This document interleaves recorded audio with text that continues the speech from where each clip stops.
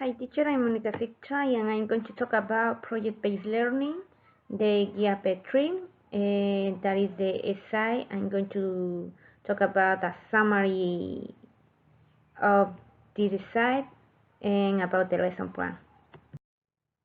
In the abstract, teachers have to use different teaching methods and approach that allow the students to be active participants with a strong motivation and commitment on their own learning.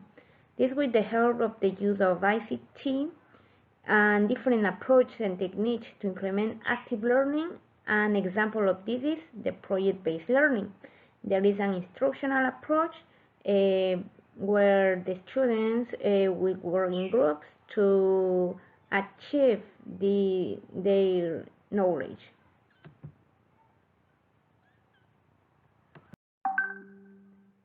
Introduction.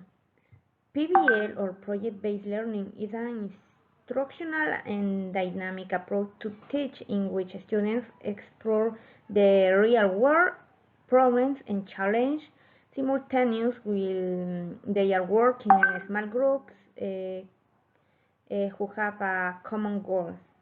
Also, it can be defined as a comprehensive instructional approach to engage students in sustained collaborative investigation. It was said by Bransford and Stein. Methodology. This work adopts a qualitative methodology because its research has been taken from different author works from different articles. For example, in Scopus, Science Direct, ResearchGate, Google Scholar, that it will be cited at the end of this work. Also, at the end of this essay, I designed a lesson plan of project-based learning. The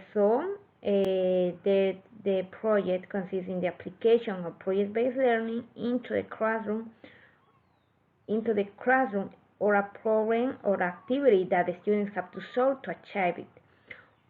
How it is known, PBL is a technique that involves the use of different groups activities to work collaboratively inside the classroom to participate and interact with each other. The intention is to help to reinforce students' knowledge through experience and the elaboration of a final project. In this case, will be the elaboration of the greenhouse. Results. After the reading of these articles, we can say that when students are challenged to get towards solving real-life problems, the world becomes a classroom. That is because students will work to solve these problems. So that involves project-based learning. On other hand, Phillips, 2011, says that project-based learning is a comprehensive approach to classroom teaching and learning that is designed to engage students in investigation of authentic problems. In project-based learning, students work in groups to solve challenge problems that are authentic curriculums based on often interdisciplinary. That says Salomon 2003. Also, with project-based learning, students propose solutions to non-trivial problems by asking and referring questions, debating ideas, making predictions, designing plans and/or experiments, collecting and analyzing data, communicating their ideas and findings to others, and creating artifacts. That was said by Blumenfeld et al. In 1991. And there are two essential components of projects. One of these is a driving question or problems that serves to organize and drive activities which take us a whole amount of meaningful projects, and Number two, culminating products are multiple representations of a series of artificial personal communications that were said by Krahatsid, or consequentially such as meaningful addressing the driving question that is for Brown and Campion in 1994. In the discussions, we have some definitions of project-based learning.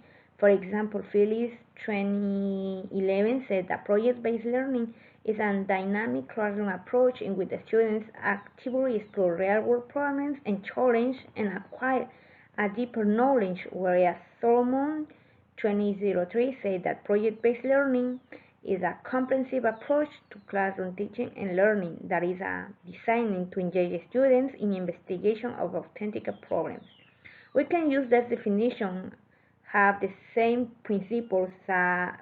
It is an approach where students can learn and solve problems through their experience in problems.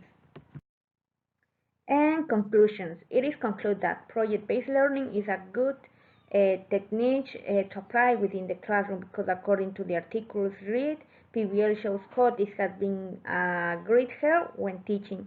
It captures the students' attention through the creation of projects that reflect their knowledge, so it is a good methodology to apply it in the classroom and motivate the students to learn, not just inside the classroom, because with this method you can go out and learn to in the real life situations.